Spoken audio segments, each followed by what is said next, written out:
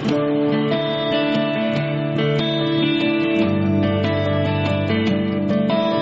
Friends, very good morning.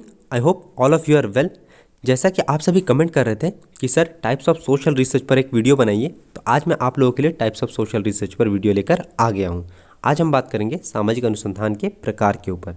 Okay तो सबसे पहले देखते हैं सामाजिक अनुसंधान के प्रकार को। देखिए फ्रेंड्स, बेसिकली सामाजिक अनुसंधान के 9 से 10 प्रकार होते हैं, लेकिन हमें सभी को डिस्कस नहीं करना है बिकॉज वो एग्जामिनेशन पॉइंट ऑफ व्यू से इंपॉर्टेंट है भी नहीं। हम उन्हीं पे बात करेंगे जो कि एग्जामिनेशन पॉइंट ऑफ व्यू से इंपॉर्टेंट है।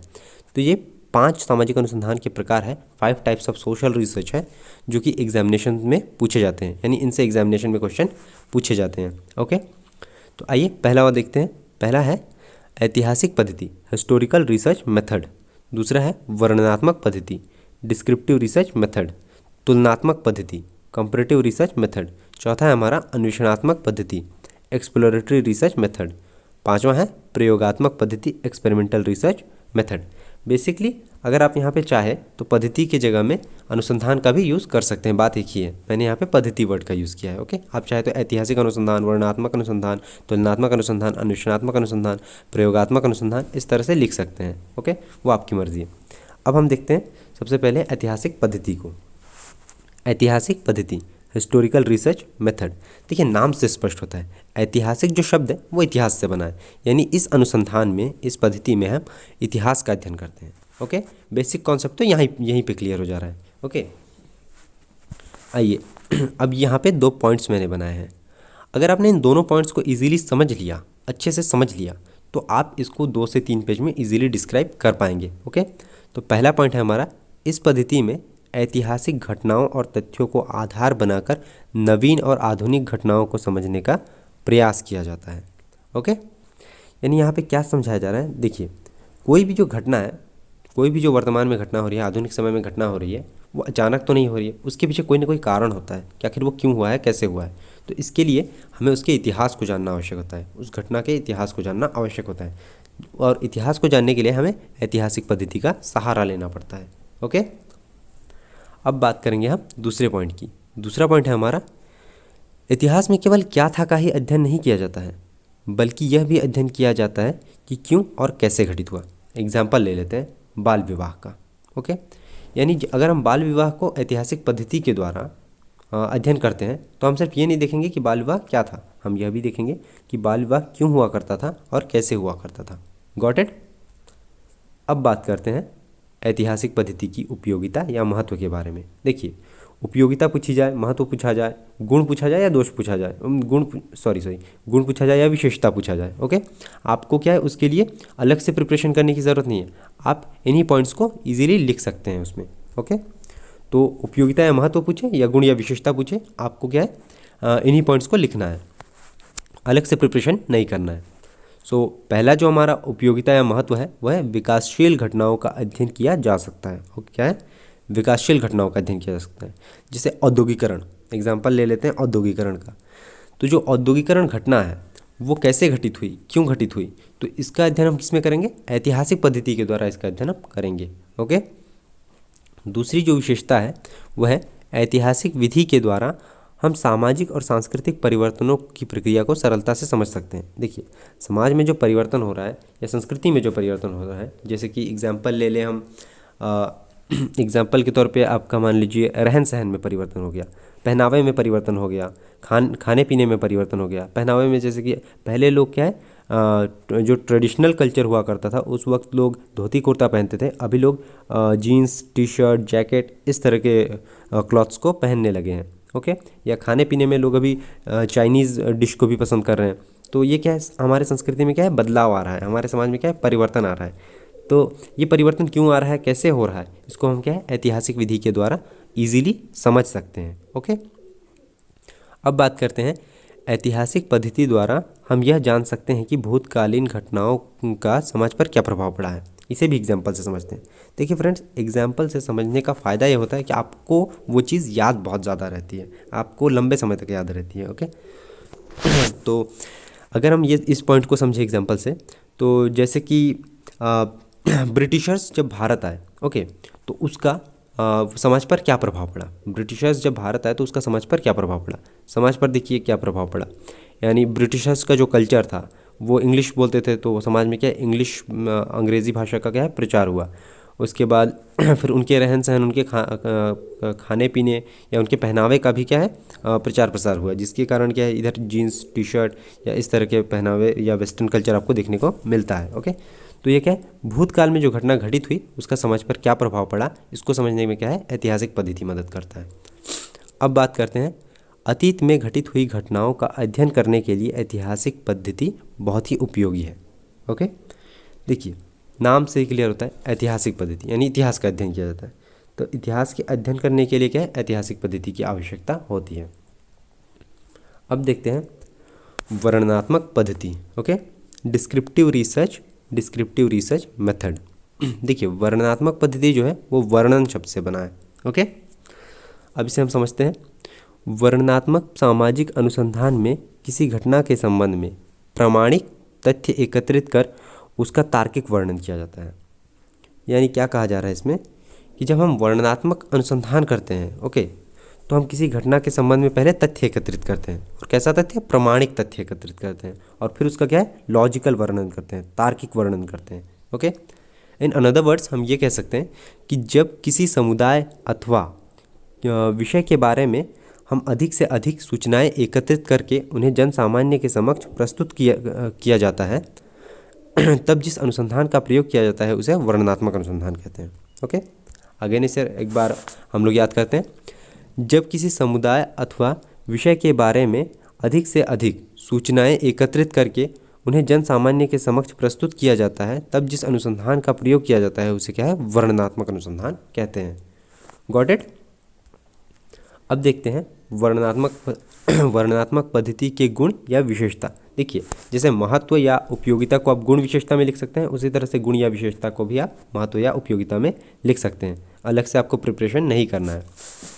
तो सबसे पहले जो इसकी विशेषता है वह है इसमें समस्या के विभिन्न पक्षों पर सविस्तार प्रकाश डाला जाता है। ओके, यानी जिस भी समस्या का अध्ययन किया जाता है उसमें क्या है सभी पक्षों पर प्रकाश डाला जाता है। सभी पक्षों पर क्या है प्रकाश डाला जाता है, सभी पक्षों को देखा जाता है। दूसरी विशेषता है वर्णनात्मक पद्धति में उपकल्पना के निर्माण की आवश्यकता नहीं होती है। देखिए उपकल्पना क्या है, अगर आप इसको समझना है तो बेसिकली मैं आपको बता देता हूँ। उपकल्पना एक अनुमान होता है, यानी जब भी हम कोई अनुसंधान करते हैं तो हम क्या एक अनुमान लगा लेते हैं कि इस ऐसा हो सकता है या ये हो सकता है। ओके, ये अनुमान गलत भी हो सकता है, सही भी हो सकता है, तो ये होता है उपकल्पना। अगर आपको इसे और अच्छे से समझना है तो मैंने इसके लिए एक स्पेसिफिक वीडियो बनाई है, आप चैनल को सब्सक्राइब करके उस वीडियो को देख सकते हैं। ओके,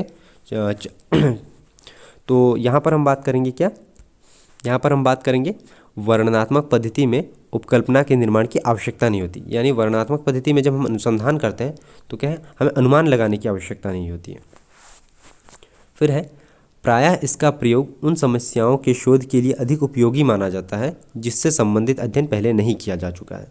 इसे समझने के लिए मतलब ये बहुत ही ईजी है। इससे ज़्यादा आसान भाषा में मुझे नहीं लगता कि यूट्यूब पे कोई आपको समझा सकता है। ओके, ये अपने आप में ही बहुत ज़्यादा आसान है। देख लीजिए, इसका प्रयोग हम किन समस्याओं के अध्ययन में करेंगे। इसका प्रयोग हम उन समस्याओं के अध्ययन में करेंगे जिनका अध्ययन पहले नहीं किया जा चुका है। ओके, फिर हम बात करते हैं इसमें विषय के चयन में सावधानी बरती जाती है। ओके, फिर है इसमें शोधकर्ता एक निष्पक्ष अवलोकनकर्ता के रूप में कार्य करता है। यानी जो अनुसंधान करता है, जो खोज करता है, वो क्या है निष्पक्ष होकर कार्य करता है, वस्तुनिष्ठ होकर कार्य करता है। ओके, अब देखते हैं तुलनात्मक अनुसंधान, कंपैरेटिव रिसर्च। ओके, ये जो तुलनात्मक वर्ड है ये तुलना से बना है, तो इस अनुसंधान में हम क्या करेंगे तुलना करेंगे। अब देखिए कैसे करेंगे। इस शोध में विभिन्न समूहों के मध्य पाए जाने वाली समानताओं और विभिन्नताओं का तुलनात्मक अध्ययन किया जाता है। यानी जब भी हम तुलनात्मक अनुसंधान करते हैं तो जिस इकाई को हम लेते हैं, ओके, कि इसकी तुलना करनी है, हमें जिस विषय को हम लेते हैं कि इसकी तुलना करनी है, तो उसकी समानता की भी तुलना करते हैं और उसकी विभिन्नता, उसकी असमानता की भी हम तुलना करते हैं। एग्जाम्पल ले लेते हैं, भारतीय ग्रामीण महिला तथा अमेरिकी ग्रामीण महिलाओं का तुलनात्मक अध्ययन। यानी यहाँ पर हम क्या देखेंगे, यहाँ पर हम ये देखेंगे कि भारतीय ग्रामीण महिलाओं और अमेरिकी ग्रामीण महिलाओं के बीच क्या क्या समानताएं हैं और क्या क्या असमानताएं हैं। ओके, तुलनात्मक अनुसंधान में हम इस तरह से बात करेंगे।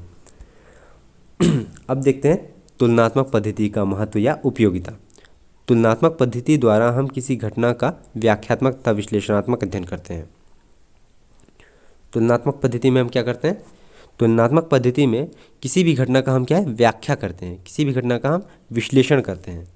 फिर है तुलना करने की इकाइयों में समानता आवश्यक है। तो देखिए, इकाई यानी जो विषय आप चुन रहे हैं उसमें क्या है, समानता होनी चाहिए।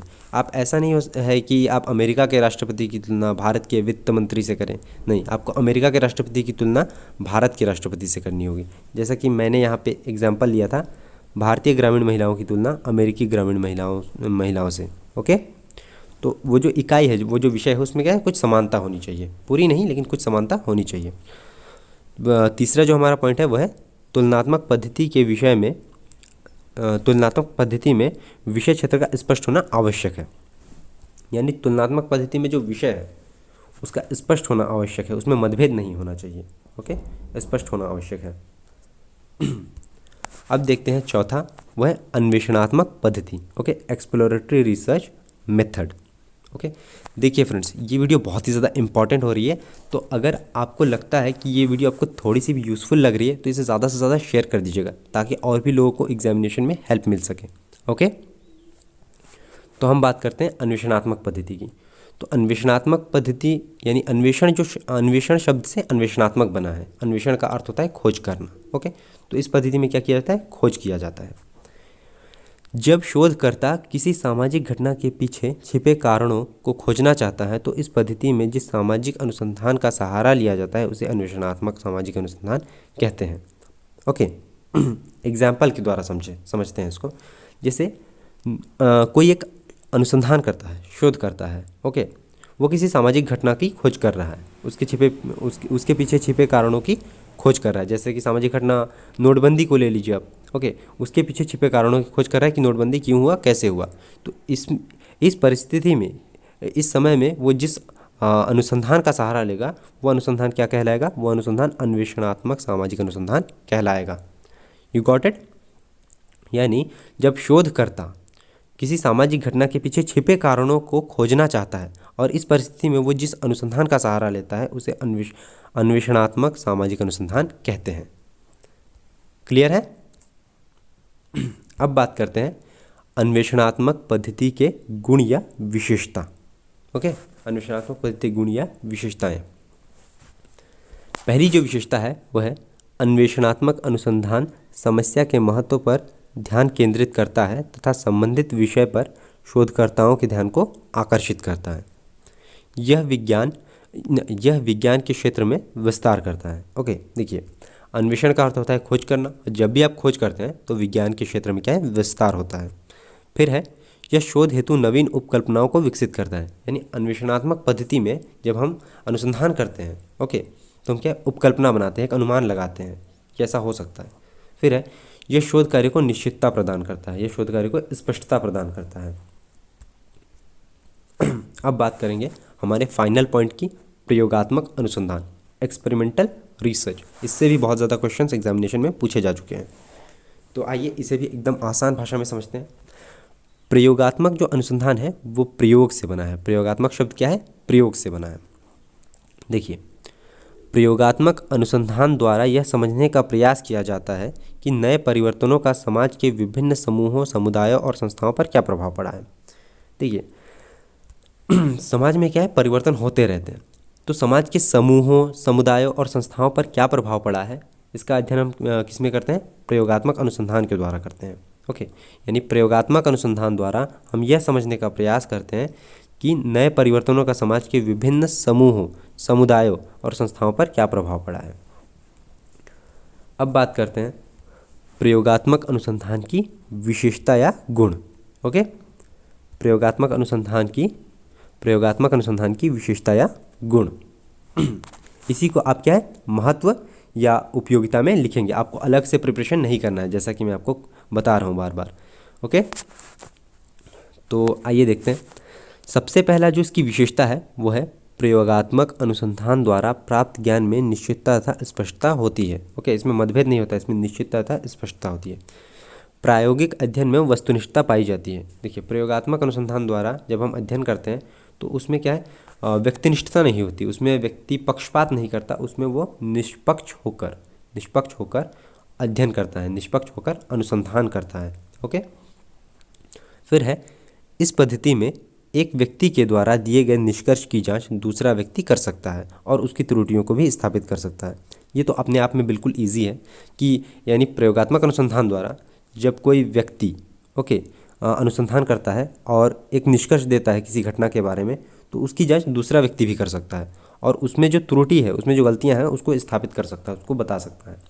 ओके तो फ्रेंड्स, आज हमने कौन कौन से टॉपिक को देखा? आज हमने देखा प्रयोगात्मक अनुसंधान। ओके, तो हमने सिर्फ प्रयोगात्मक अनुसंधान क्या है ये नहीं देखा, हमने ये भी देखा कि प्रयोगात्मक अनुसंधान की विशेषता या गुण या उसके महत्व या उपयोगिता को भी देखा। तो आज हमने बात की प्रयोगात्मक अनुसंधान के बारे में, फिर हमने देखा अन्वेषणात्मक पद्धति को, फिर हमने देखा तुलनात्मक अनुसंधान को, फिर हमने देखा वर्णनात्मक पद्धति को, और हमने देखा क्या है, ऐतिहासिक पद्धति को।